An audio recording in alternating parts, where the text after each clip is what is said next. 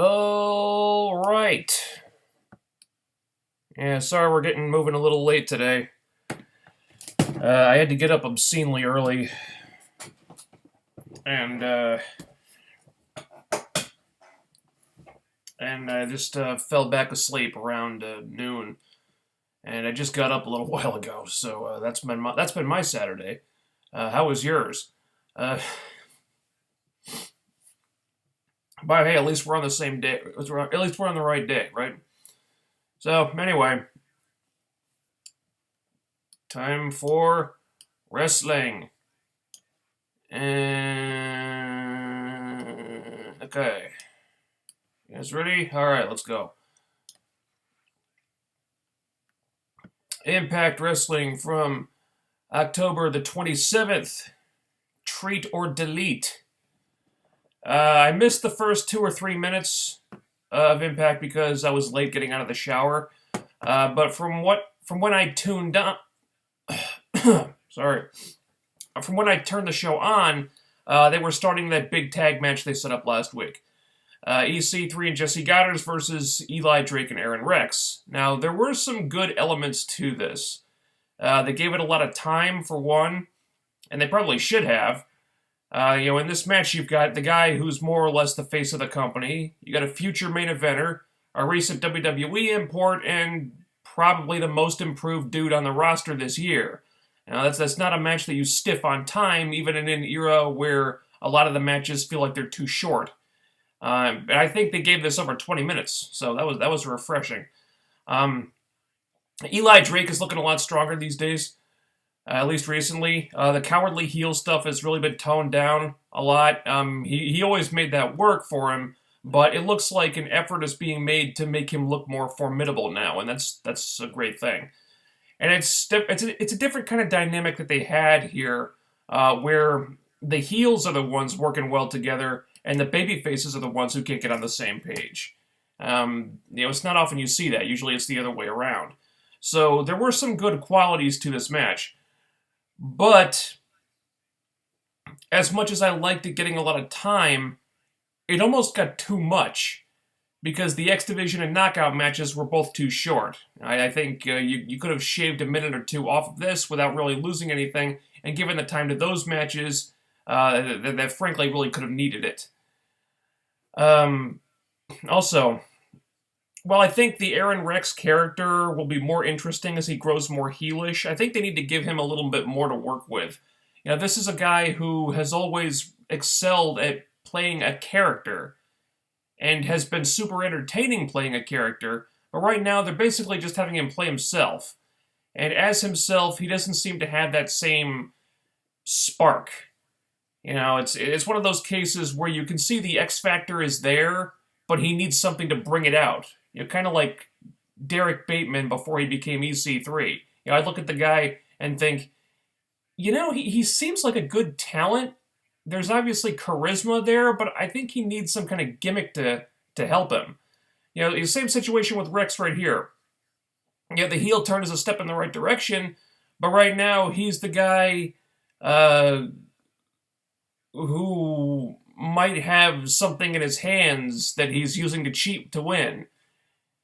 And not much else. Can we give him a little more character than that? He's great at playing one, so give it to him, Now throughout the night they were doing these vignettes in Matt Hardy's house again. So I guess Final Deletion Part 4 is coming at some point, where the family is celebrating Halloween and meeting with trick-or-treaters and something and giving out green beans instead of candy and all that stuff. I don't know why they were doing this on the 27th, when Halloween isn't for a couple days, but, okay, whatever. And these were entertaining and everything, and I did very much appreciate the political commentary at one point. Because who hasn't wanted to do that to Donald Trump, I just wasn't sure what the point of this was up until the end when they got that message from the Death Count Council. That's those guys in the masks. It's a really creepy message. I like how these things have been produced a lot, and now I guess they're going to have a match next week. Okay, there's just one issue with that. so far, all we've seen the DCC do is beat up two helpless men who'd already been beat up and beat up two goofball jobber idiots. So they haven't done anything impressive yet. All they've really done is talk. And they don't exactly feel like a threat yet. So it's very important that they look dangerous in this match next Thursday, regardless of the outcome. That's all I'll say about that right now. On that note, we had Grado come out for a segment that really felt like it was written into the show just to mess with me. Grado cuts a promo about a person he calls, and I quote, the best wrestler in the world. And he brings out Robbie E.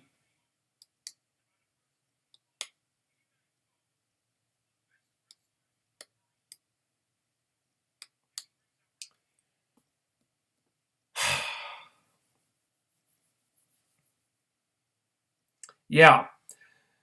Then the two of them proceed to dance like jackasses all around the ring until the DCC show up to put this segment out of my misery by destroying both of these ass clowns. That part was awesome. But holy fuck, everything before that was painful. It's worth pointing out here that when Grado was out there by himself, he was actually really over with the crowd. You know, they were chanting his name and everything. But the second he brought out Robbie E., the crowd just died instantly. Maybe there were some assorted people in the audience who were reacting to the dancing, but that crowd never came back after Robbie showed up. TNA, think about that. I guess the point of this was to get some heel heat on the DCC, but a much better way to do that would have been to just have them beat up Grado by himself, ironically enough. Because people actually like Grado. I have no idea why. I don't agree with it. But somehow the guy does have fans. But when you brought Robbie E. out there, all you did was ensure that the segment would go over like a fart in church. No one likes this idiot. They're not going to give a shit if he gets his ass kicked. He's not over. He's never been over. He's never going to be over. Robbie E. is where crowd pops go to die. So if this was supposed to get the DCC over, I'm afraid it failed. You know, that's what happens when you put Robbie E in the segment. All you do is make sure that no one's going to give a shit. So after this, we had a Team X Gold match with DJ Z, Mandrews, and Braxton Sutter versus Rockstar Spud and The Decay. Because someone in TNA still thinks that Abyss is an X Division wrestler. I'm not sure why. During this match, Josh Matthews said that the rules of Team X Gold were being strictly enforced. Okay? Well, if that's the case, Josh Matthews, then could you please tell us what the fucking rules are? Because I still have no idea. As near as I can tell, Team X Gold is a three-man team fighting other three-man teams to determine which three-man team is the best three-man team. Beyond that, I don't have a damn clue. So forgive me if I had trouble getting into this match, but I still have no idea what the hell is going on here. What the point of it is, or why it's even a thing in the first place, or why I should care. More importantly. You know, DJZ's team goes over in a pretty short match. I hate seeing the Decay lose, but I do like seeing Mandrews win. So that's something, I guess. I'm still waiting for them to actually explain this thing. Until they do, I think I'm going to find it kind of hard to care that much. Lashley Eddie Edwards rematch contract signing was up next. I don't necessarily feel like they're booking Eddie to his strengths by putting him in longer talking segments, but I thought he did all right here. You know, they covered all the bases. They acknowledged that Lashley took Eddie lightly last time. Lashley thinks Eddie got lucky and tries to goad him into losing his cool, but Eddie doesn't fall for it. He turns the tables and actually gets under Lashley's skin instead. That was cool. And I thought the segment came off pretty well overall, but I still can't help feeling like it would have been better if they had a champion who's a little more natural on the mic. Not that Eddie sucks as a talker. I think he's serviceable, but it goes back to what I was talking about before, how they may be pushing Eddie beyond his ability to fully capitalize on the rub they're giving him.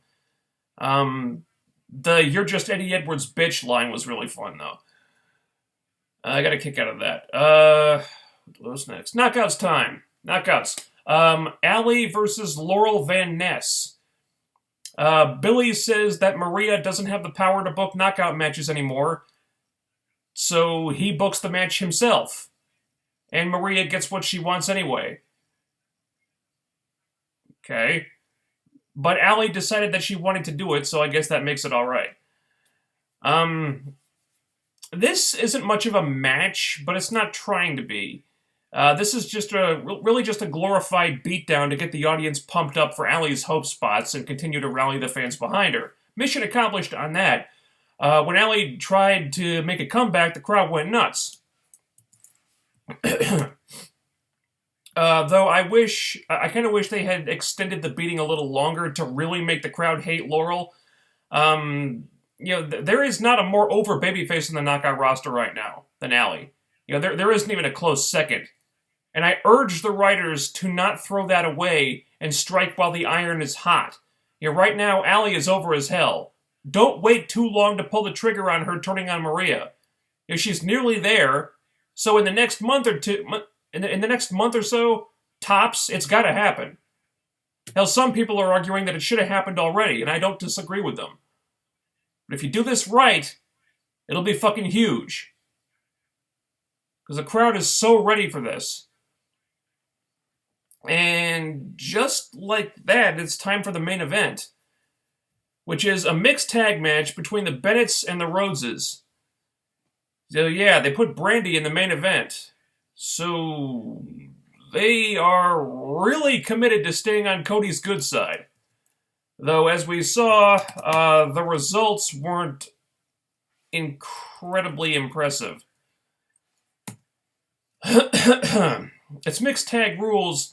So it's men versus men and women versus women. Maria spends the whole match avoiding Brandy. I'm not sure why, for reasons that we found out here. Plus, it looks kind of awkward because Maria is actually bigger than Brandy is. It just comes off as a little odd, Anyway, to start off, Maria tags out, forcing Brandy to tag out to Cody. If that's the rules, then couldn't Cody just tag back out, thus forcing Mike to tag Maria back in? And I guess then the whole match would just be Maria tagging in and out, in and out, in and out, all the time. Anyway, was it my imagination, or was this match not very good? I found this to be strangely slow-paced, and it seemed like the purpose of the whole thing was just to build up to Brandy getting her hands on Maria. Unfortunately, the payoff was pretty underwhelming. Brandy looked really green here. I don't know how long she's been training for, but it couldn't have been that long because she didn't exactly wow me in this match. Then the Rhodeses get the double submission, so Brandy, in her first match in the company, has gotten over on the woman that TNA seems to love so much that only Gail Kim has been allowed to get over on her up to this point. Now, I don't want to sound too critical of Brandy based on this one match, because maybe she was just nervous or something, but for whatever reason, they're choosing to give a huge rub to a really green-looking new talent who right now is only over because of who she's married to. You take Cody out of that equation, and suddenly Brandy doesn't seem like that big a deal. And as I understand it, this Brandy-Maria feud is going to continue now. Gail Kim couldn't even carry Maria to an interesting match. What do they think Brandy is going to do with her? I imagine Maria will be able to get the feud over because that's what she's good at, but I'm thinking about the matches this may produce, and the idea doesn't exactly have me on pins and needles. Also, can the production team please decide on what speed to play Cody's music at and stick with it? Him and Brandy came out that slowed-down, crappy-sounding version of the song, and then when they win the match, the song plays at the good-sounding, normal-speed version. What's with that? Do you want to play it at normal speed or slow motion? Just pick one. Then Lashley attacks Cody backstage. So I guess that'll be Cody's next feud when he gets back from working in ROH. Not sure why Lashley did that, but maybe they'll explain it later, I guess. I have to say, the use of Cody Rhodes has been kind of all over the place so far. He beats Mike Bennett, loses to Eddie Edwards, beats Mike Bennett again, and now he's going to feud with Lashley? And is having him go over one of your top guys really the best idea right before he goes to work for another company when you're not even sure how that company is going to use him? You never know. ROH could have Cody, job out to Cheeseburger or something. Then you'll really look like idiots. I just think it might have been a smart move to protect yourselves a little more before this happened, I wouldn't say this was a bad Impact, but it definitely felt kind of fillery. Like they were just biding their time until the next big match or angle takes place. As filler shows go, I've seen a lot worse than this, and there was some stuff here that I got a kick out of. The alley stuff continues to be great. I just wanted to see things outside of the main event stuff be a little more consequential than they were this week. Okay.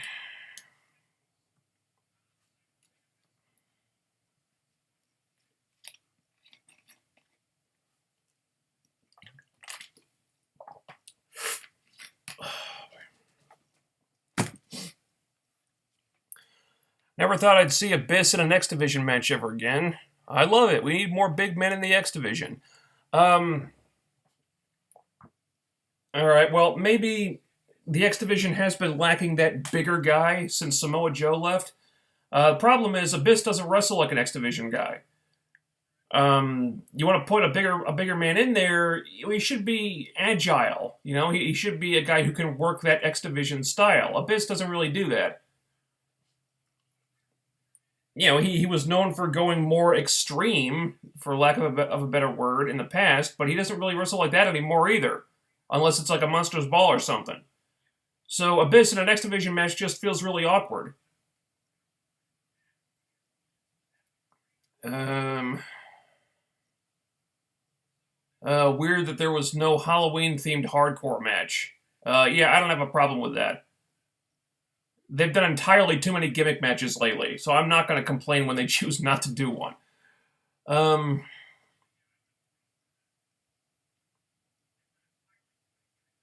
do you think about Brooke Hogan starting her own women's wrestling promotion? This is the first I've heard of it.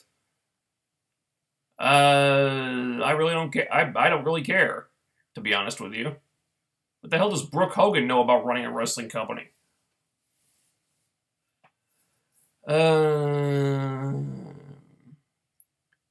Jeff should be itchweed all the time. Is that the name of that character with like the flying goggles that just talks at like high speed and just spouting gibberish, like indecipherable gibberish? Is that the character's name? Itchweed. Wonder where that's from.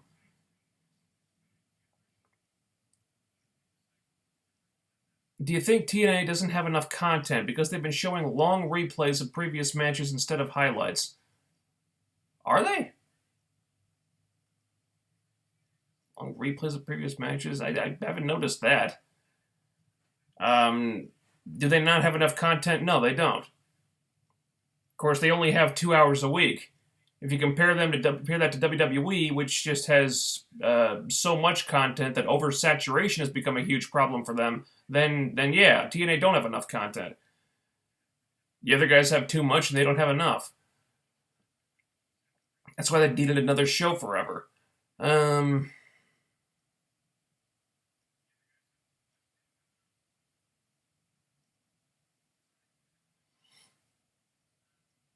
I thought Team X Gold was like a new trio championship, not just a flag. I really don't know how to feel about this. Yeah, I don't think anyone does. It would help if they'd actually explained it.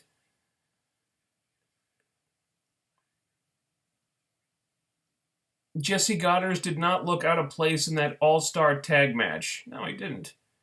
And he's really improved a lot. I don't want to see him with Robbie E ever again. Me neither. Now, Jesse Goddard's has putting him with Robbie E just holds him back at this point. Um, the bromance act is terrible. The gimmick is a crowd killer. It's always been a crowd killer, and really, it just holds Jesse Goddard's back from better stuff, as we saw here. You remove Robbie E from the equation, suddenly Jesse's a lot more serious. Um, he probably performs better in the ring, and he's in a tag match with EC3 and another like rising stars, and that's how quickly he benefits from being away from Robbie E. And look what Robbie's doing. He's just doing the same old S-Clown shit that he always does. Getting Jesse Goddard away from Robbie could only mean good things for Jesse at this point. It's not like the bromance have been lighting the tag team world on fire. You put them back together months ago for what reason? No reason. They had a brief feud with the Decay, they lost, and they've been doing nothing ever since.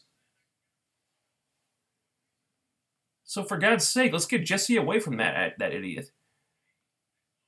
Let's see.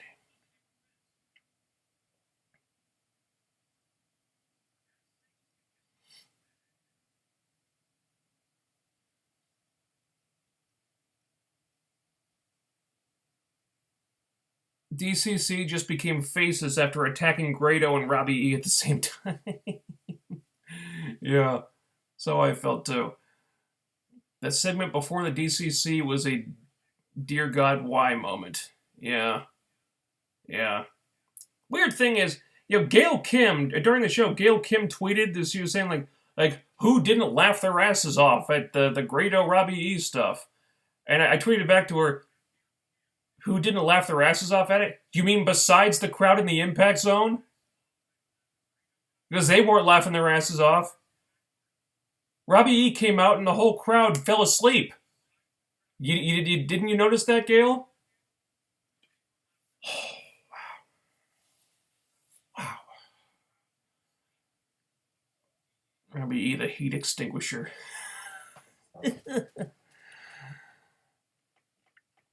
Abyss is a former X Division champion. Oh, God, don't remind me. Yeah, what are the rules? It's just another six-man tag. What makes it special? I'm still trying to figure that out. Sorry, but Team X Gold matches being over a flag is stupid as hell. I don't disagree. I missed the part about the flag.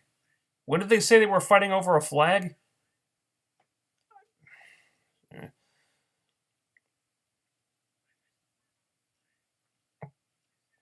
The thing about Eddie that I hope is true is that he's a delusional babyface champion, thinking he's the best because his wins have been fluky, and the fans want Davey. I don't think so. I think he's over up to a point. I don't think he's delusional. I mean, he's accomplished enough to to have a certain amount of confidence in his abilities, and his win over Lashley wasn't a fluke. They established that. It happened because Lashley took him for granted, just thought he could just roll right over the guy, and he was cocky and didn't take Eddie seriously, and Eddie capitalized on it. That's not a fluke. Do the fans want Davey? Some of them probably, but it's not like we're hearing Davey's better chance. I think the fans like and respect Eddie. I don't necessarily think he's incredibly over as the champion, but it's not like he's, they're taking a dump on him or anything. Hopefully we won't get to see Brandy versus Maria in a singles match because Maria's not a good wrestler and Brandy's probably even worse. It doesn't help that we've got so little to go on with Brandy. I guess she was in WWE for a while. I think she intended to go there to be a wrestler, but then they just made her a ring announcer or something, and they kept her with that. So, I don't know, maybe she's kept training in the meantime. Maybe she didn't. I don't really know. So, we really don't have anything to go on here. I don't expect any matches Maria and Brandy have will be very good. And And what's the end result going to be? Maria's someone who can give a big rub um, to anyone who beats her.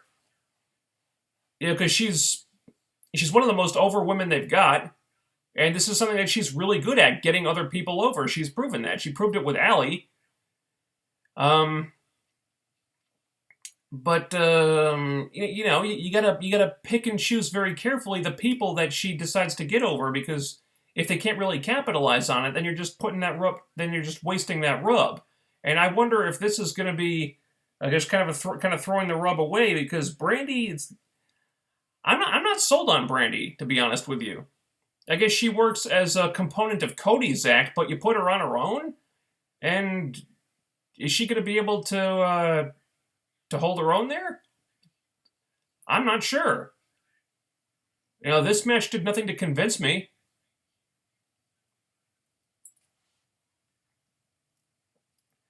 You think Eddie will beat Lashley in their rematch? I don't know. I'm not sure. I don't think Lashley is going to win the title back yet. It's probably a better thing if he doesn't, because the guy was booked so strongly for so long. He didn't seem to have any chinks in the armor, and you kind of need that, because at some point the guy has to lose the title and has to be believable. It might be believable to start putting. It might be better to start putting some of those chinks in the armor now. So they could end it in a DQ or something like that. I'm not saying Eddie has to go over again, but I would like to see Lashley look at least look beatable. Make it believable that somebody could get over on him. Like someone more than Eddie. Because when you've got a guy that's unstoppable, that's a problem, because at some point he's got to be stopped. It's got to make sense when that happens,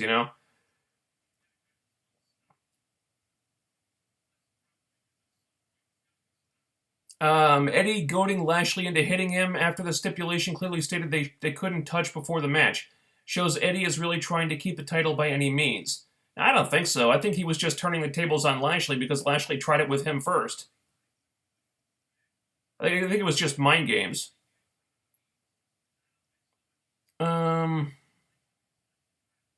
Let's see. I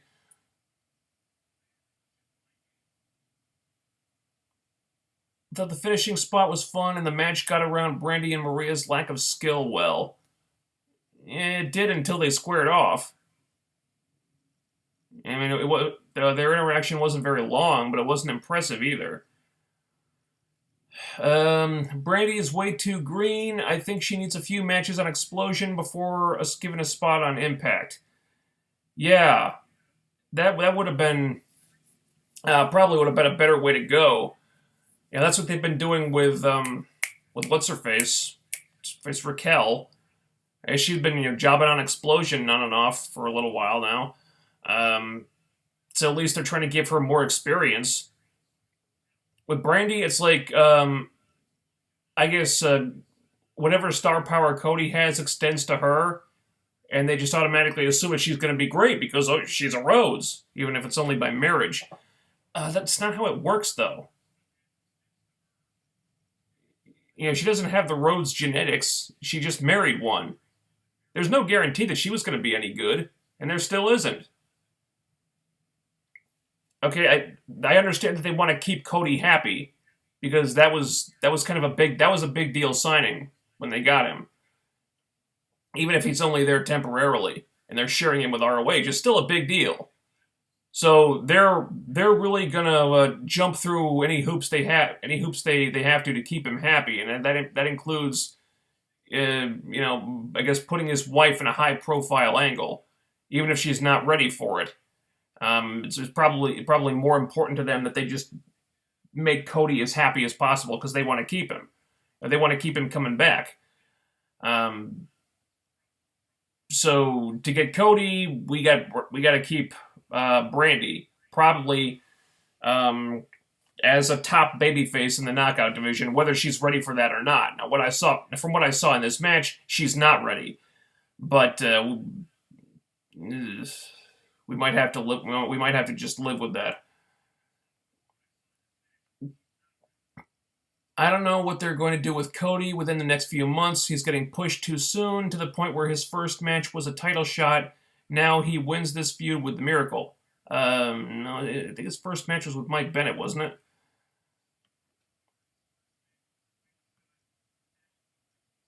Um, yeah, I don't disagree with that. I think if they were going to give him a title shot, they probably could have built up to it for a while longer. Of course, I don't know how long he's there for. He might have just been there for a few matches. We don't know.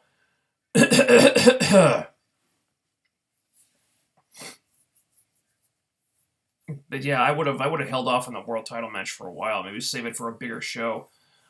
Uh,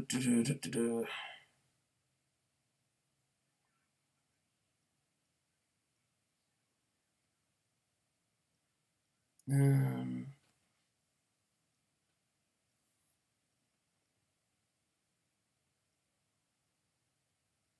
if Billy Corgan wins the lawsuit, he should give the company a total reboot.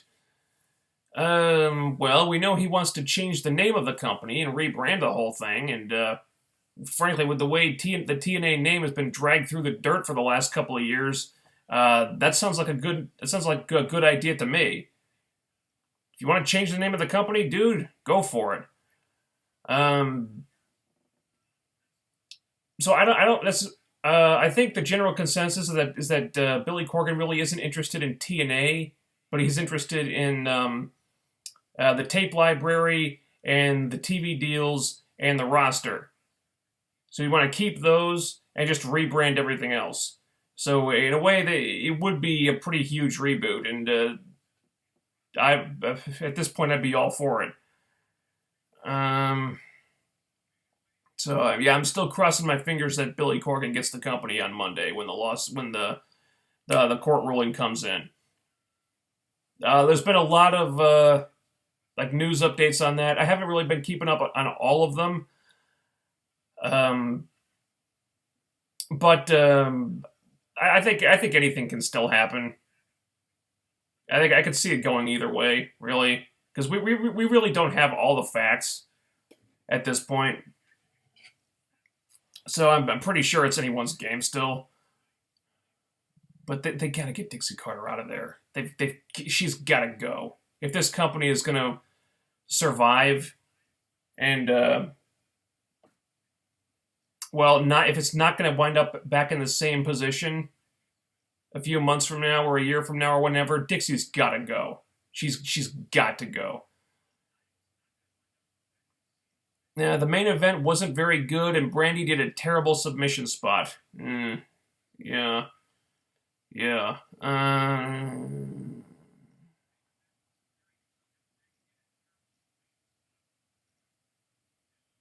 How long is Mike Bennett and Maria's TNA contract for? No idea. Ask them. Let's see.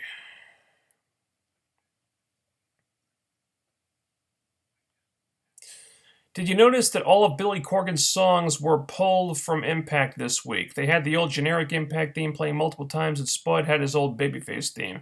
Yeah, I noticed that. They also had the Decay coming out to the Nobodies from Manson, and Billy Corgan's the one who secured the rights for that music. So, you know,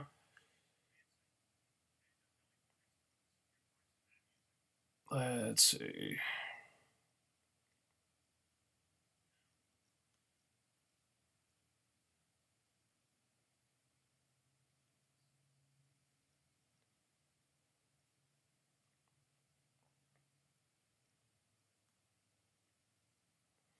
Do you see Bobby Roode and Samoa Joe coming up to either Raw or SmackDown anytime next year? Dude, I'm surprised they haven't come up to Raw or SmackDown already. I don't see the point in them being on NXT. They don't need to be there. And I haven't been watching, but from everything I've heard, it's like they haven't had trouble getting over. Bobby Roode seems to be over as hell with that Glorious Bomb stuff. And both rosters are light on talent thanks to the brand extension. So I don't know what the hell the WWE's waiting for.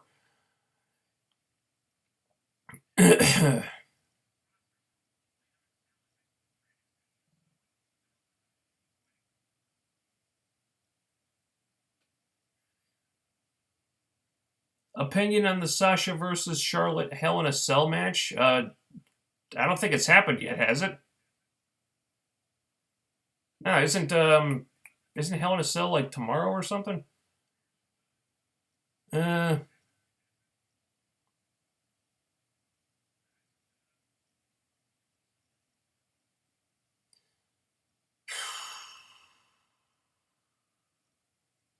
Big name, a tag team, and a female wrestler. Who would you sign? Again, there aren't many big names available anymore. Uh,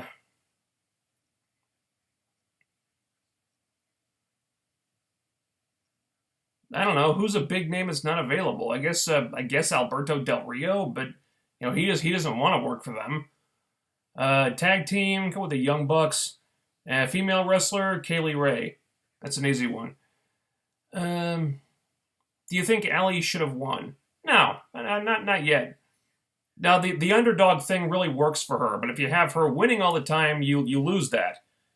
People get behind her because she has to fight an uphill battle in every match, and because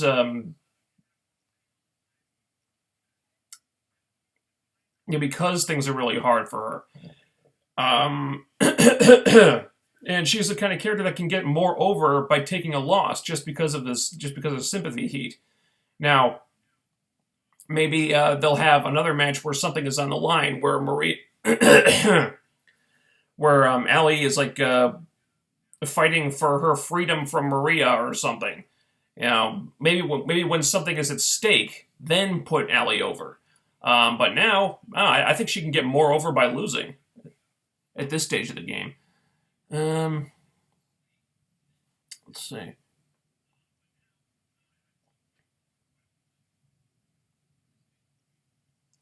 The X Division isn't reserved for small guys or high flyers, but there is a certain defining type of wrestling you expect. Yeah, exactly. That was the whole. That was the whole. That was their mantra in the early days. It's not about weight limits. It's about no limits. So it's not. There's not a size or a weight limit in there, but it's about like, the style of wrestling they work. You put a guy in the X Division, he's supposed to have that fast-paced, athletic, risk-taking style. Not everybody works that way. Abyss doesn't work that way. That's the problem. Um,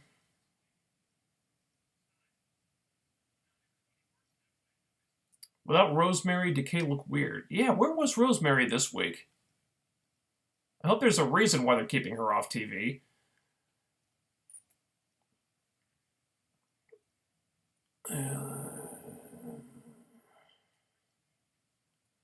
No Gail Kim on the show is always a great thing.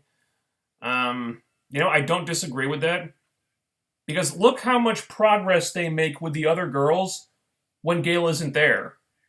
When Gail is there, the whole division is about her. It's the Gail Kim show. And nobody else really benefits at all. When Gail's not there, look what they've done. Look what they've done with Allie in those scant few episodes of Impact when Gail has had the day off. Allie has become this huge breakout character. Now, when Gail is there, they don't focus on Allie. When she's not there,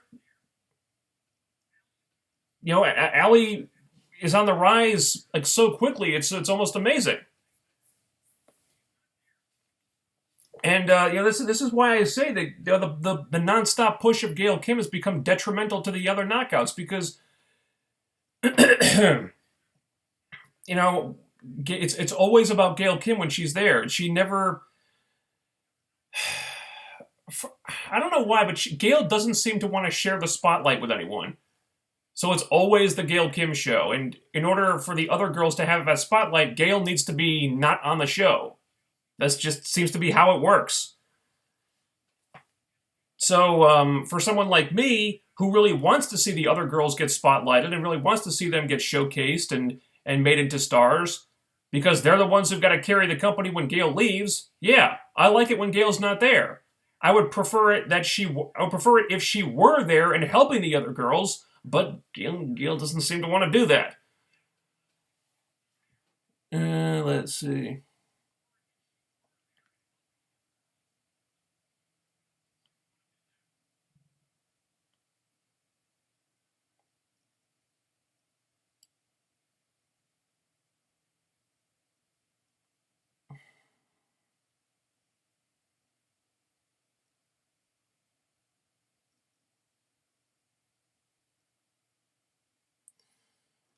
What next for Allie?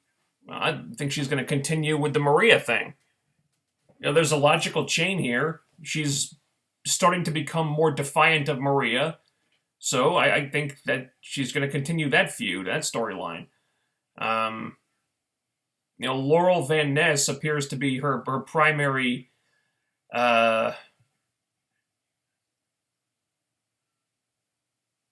opponent, I guess. Well, not her opponent, but her primary, like the primary bully.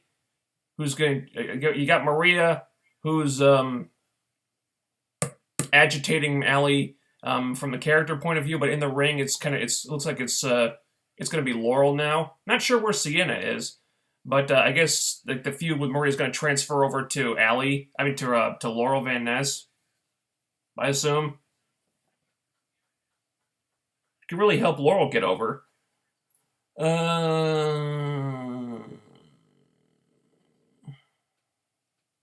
Jade and Rosemary should be on the show more. Yeah, yeah, agreed.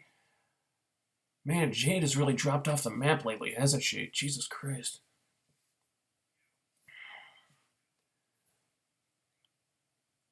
Is Sienna gonna be with Allie or Maria? Well, why would she be with Allie? Um, well, for the record, I don't know why she's still with Maria either, because Maria is supposedly out of power, even though they don't act like she is. So there's no real reason for her to stick around with Maria anymore. Um, but if she has to pick one of them, it'll be Maria. Uh, is Madison Rayne going to be the knockout commentator from now on, or is she going to wrestle? I don't know. She hasn't been wrestling recently. Thing is, I don't know why she's commentating on the knockout matches either. She doesn't seem to really bring a whole lot to the table. It doesn't have a lot of personality in there. She doesn't really say anything interesting or excuse me or compelling that Josh and Pope aren't bringing to the table. I guess they. I do like having a female broadcaster on the team, but I would prefer they actually get a female broadcaster, not just a wrestler who doesn't seem to really, who doesn't really seem to be a natural at this. You know. Um, Also, get somebody who's got something insightful to say about the knockout matches, because it seems like Madison's just saying like generic stuff right now. Uh,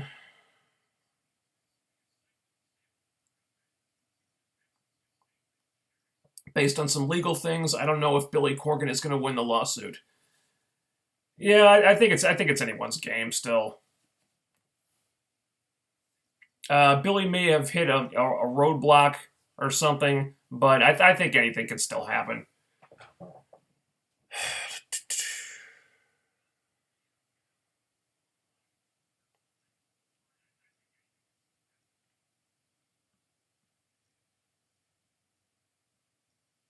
Holy moly. Uh, uh, Mike Bennett has been losing a lot. Yeah, he has. I don't like it. I think no, they need to protect him more. He should be booked stronger than he's been lately. Um, Welcome back. Thank you. I never really left, except when I was sick back in the spring. Uh, it really sucks that Anthem went against Billy because if he got the company, then them working together would be helpful. A hell of a lot more helpful than Dixie staying in charge. I'll tell you that. Yeah, it does suck. Um, Let's see. I like how they didn't force Maria and a zillion segments this week. Yeah, yeah. I mean, she's always great, but, there's such a thing as too much of a good thing. So let's not overexpose her. Um,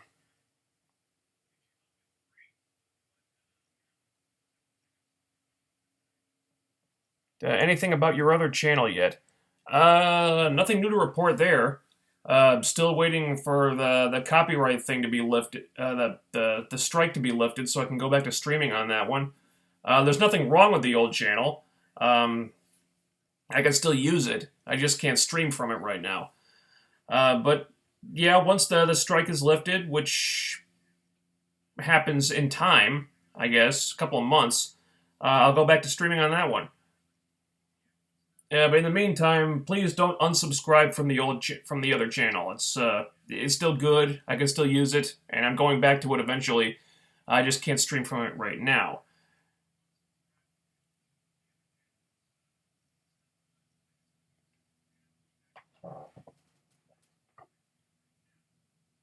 Let's see.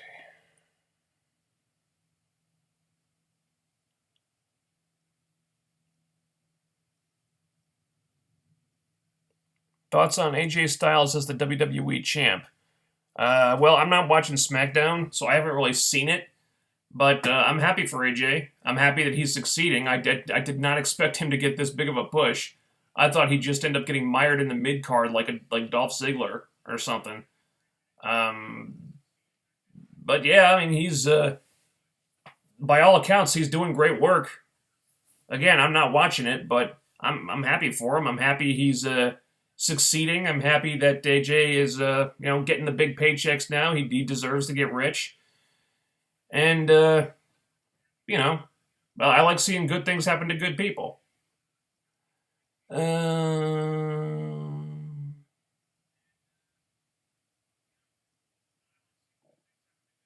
Still don't know why Grado, Robbie E, the Tribunal, and Tyrus and Shera are on the roster. Well, Grado is there as their gateway star to the UK because he's got a lot of fans in the UK. And Shera is on the roster because they still have the Sony 6 deal, and they need at least one star that can appeal to Indian fans. That's why those two guys are there. The rest of them, I don't know. I really don't.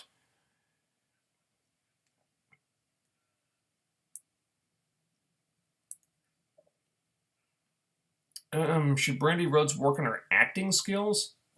Well, I mean, she was a ring announcer, so I think I guess she should be a good speaker at least.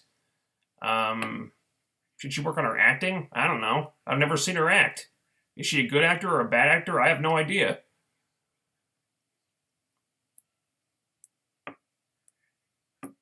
There's a big reason why Rosemary isn't with the Decay right now. Watch it with the spoilers, dude. Like I said, not everybody likes to be spoilers. Not everyone likes to be spoiled, and I like to keep these videos as spoiler-free as possible because I think people appreciate the courtesy when they don't want to know what happens.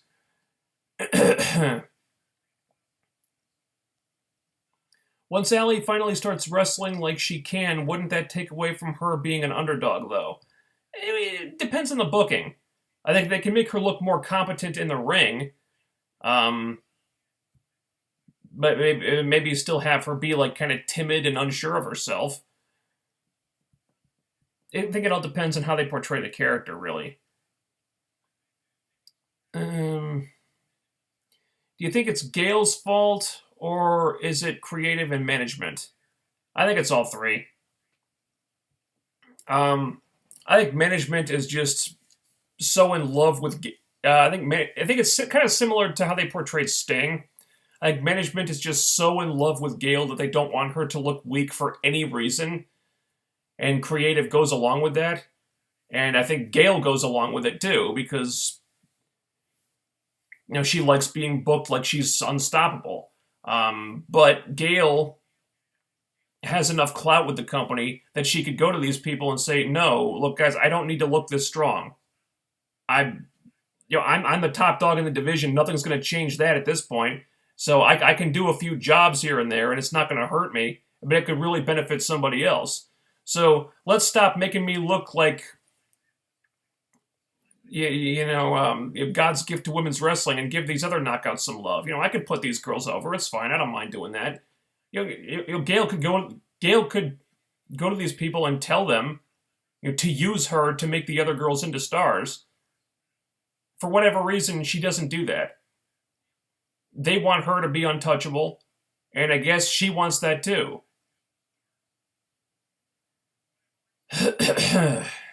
So, whose fault is it that Gail gets booked like this? I think it's everyone's fault.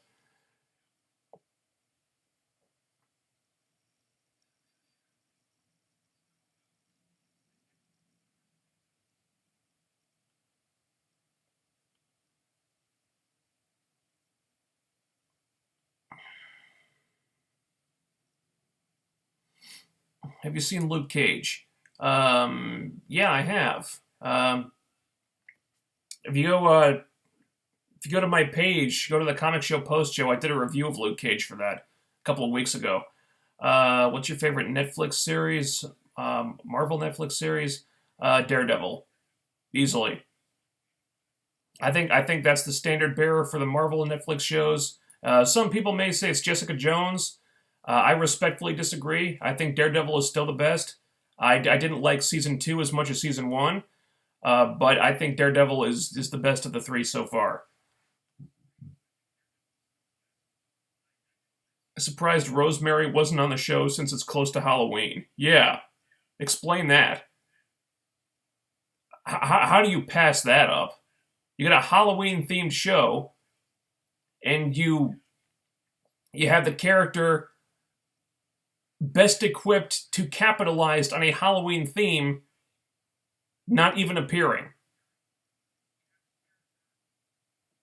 It makes no sense to me at all. Let's see. Holy fuck.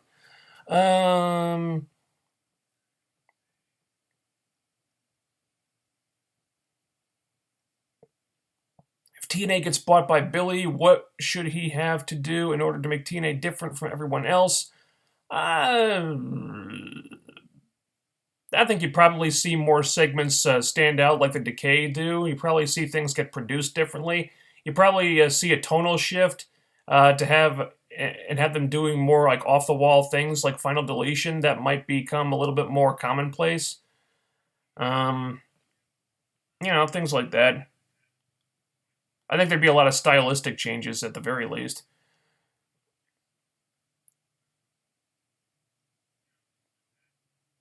Should they only implement the cinematic feel towards the Broken Hardys, or for every other feud, just like they do in Lucha Underground? I think they should pick and choose. I think there's a time and a place for it, and it wouldn't really work with every single feud. But if the characters are right for it and the stories are right for it, I think you can do it more often. It all just depends on the characters and the storyline and the feud. Let's see.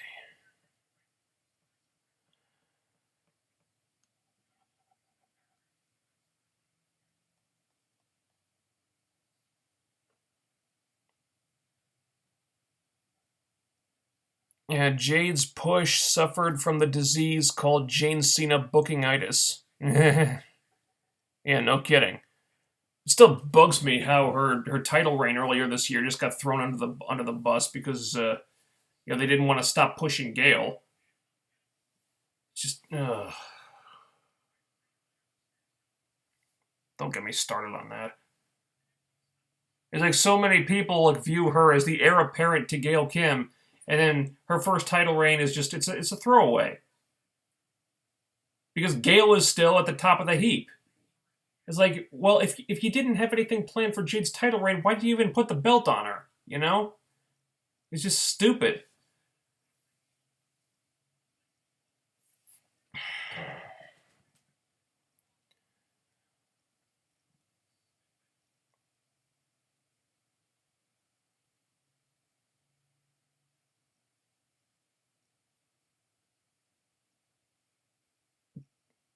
Allie will have to win by luck in order to really seem like an underdog.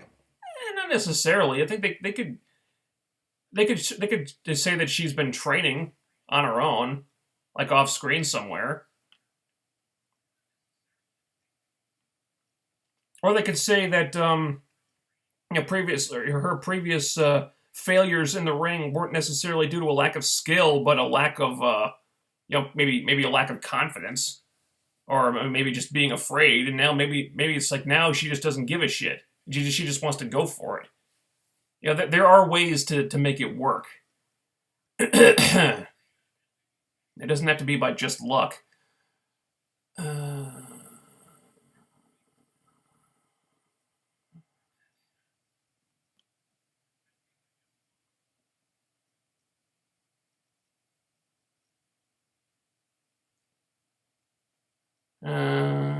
Here's the reason why Spike TV kicked TNA out of their lineup because of Dixie Carter. The way I heard it was that it's because Gaburik sent Eric Bischoff home or something like that, and Spike had a really good relationship with Eric Bischoff, and that's what killed the relationship. Yeah, that's what I heard.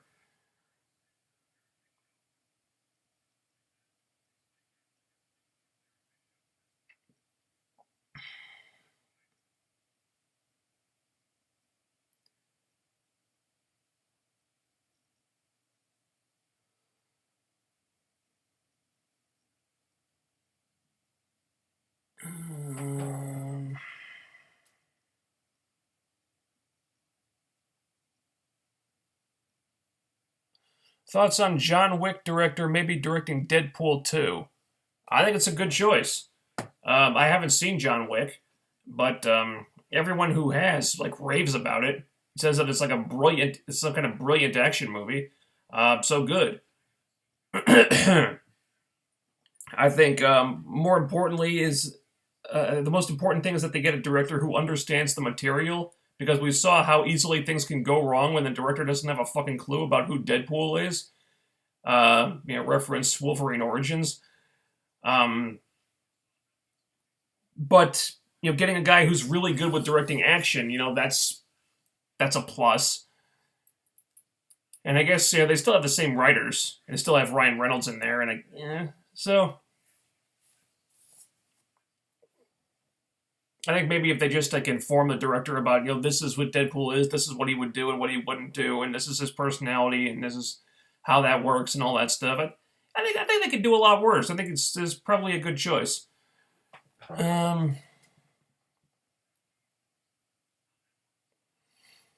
Funny how people were bitching about TNA being on Spike, and now the same people are bitching because TNA is not on Spike. Pop is all right, and I get the channel is all I care about. Yeah.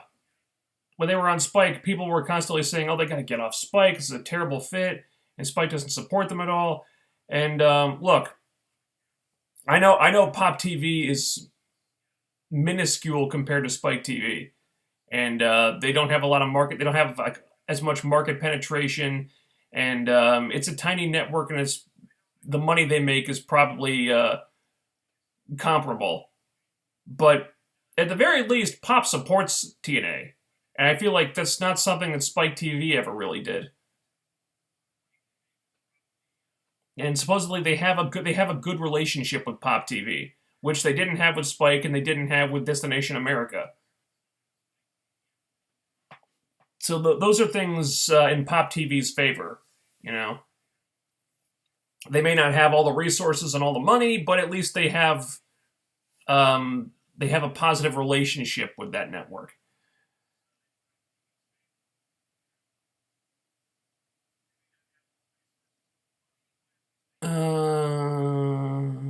Why doesn't TNA try to have special shows with a TVMA rating? There'd be no point. They can do. I think they can do everything they need to do with the TV 14 rating. Going TVMA would really just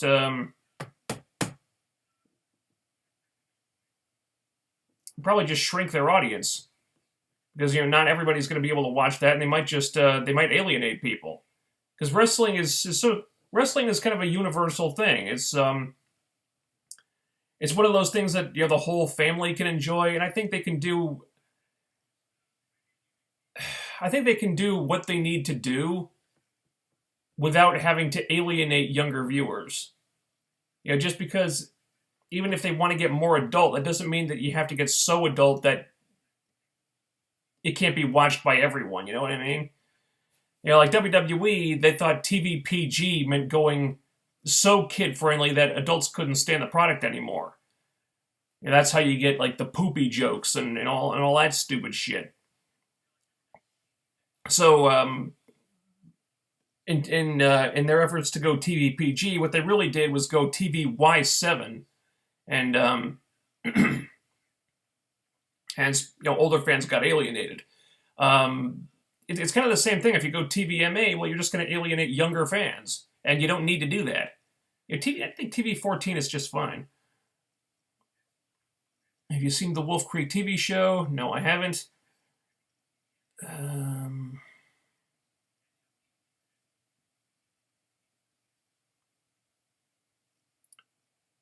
If Hogan and Bischoff never came in 2010, what do you think the company would be right now? Well, they'd probably be a lot better off financially, I'll tell you that.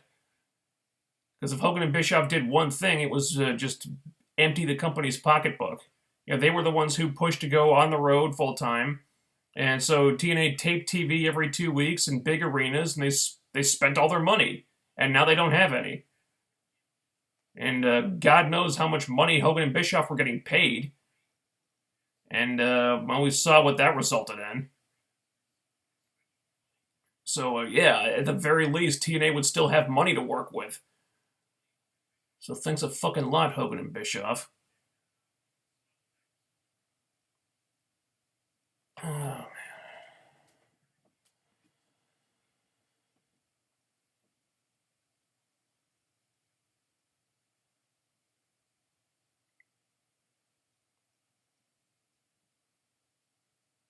Have you ever watched Shameless? No, I have not. The entire year has been about Gale, no matter who the champion is, and now look at the division. The only people that get a reaction are Allie and Rosemary, and nobody else. Yeah, thanks, Gale. Well, Maria gets a reaction too. But yeah, think about that. The only girls that really look like they have any star quality right now are girls who have gotten over thanks to reasons other than wrestling. Maria, primarily a character and a manager. Allie, she's been wrestling a little bit more recently, but primarily it got over because of her character and her gimmick. Rosemary, same thing. Got over with her gimmick, her promos, her character, and plus Rosemary has been kind of removed from the knockout division. I think she's wrestled once or twice, and she's done like mixed tag matches and stuff. But for the most part, she's been doing her thing with the Decay, so she's kind of been removed from that. But all the girls who who have been wrestling in the knockout division, they've been buried by Gale. I don't think there's a single exception in there. If not been buried in a literal sense, well, they've been completely overshadowed, which is basically the same thing. And now, fast forward a few months, and now the only girls who seem to have any star power, Maria, Allie, Rosemary. Those are that's what you've got to work with now. The other girls have been just really damaged a lot by this Gale push. And it's got to stop. Otherwise, they're not going to have anything to work with. Let's see.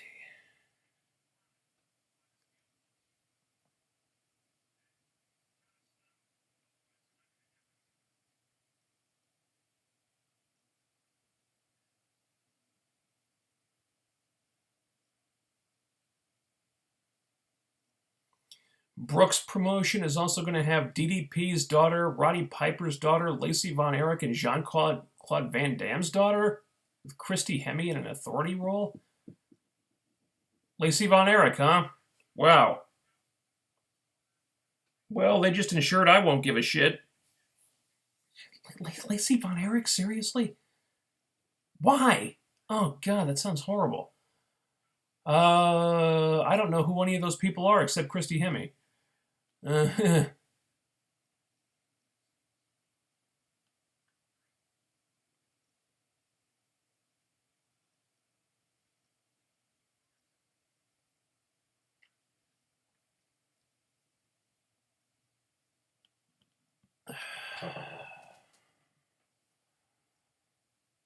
I heard Hogan got paid more than $2 million. Jesus Christ, that's awful.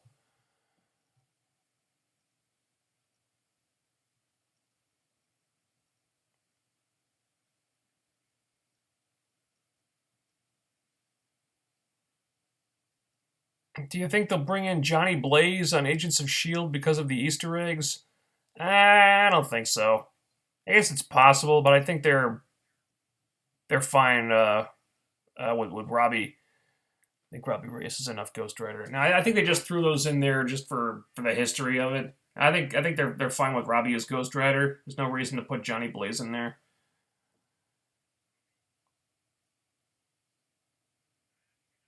Rosemary hasn't wrestled that much yet. Still has the most awesome spot of the year with the coast to coast on broken mat. Yeah, that was pretty awesome.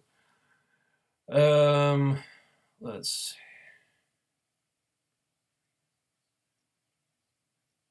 Lacey is hot. Sure, she is, but she can't do anything. They put her in the ring. She embarrassed herself. Frankly, she embarrassed the company for putting her in the ring in the first place. Thoughts on Kevin Dunn? Kevin Dunn thinks of Becky's accent? I think it's asinine. Her accent's really hot.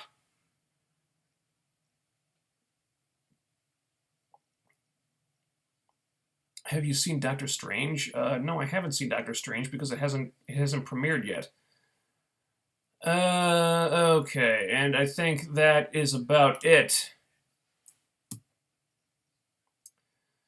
Sorry we got started so late this week,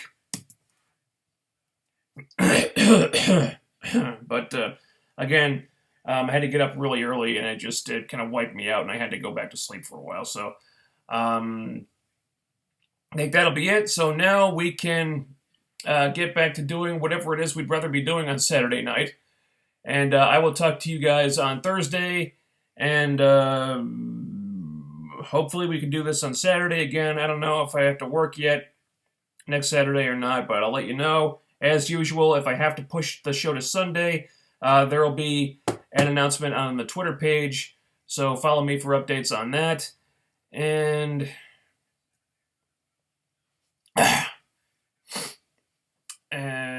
so, yeah. Thanks for tuning in, everybody, and I will talk to you guys on Thursday. Take care.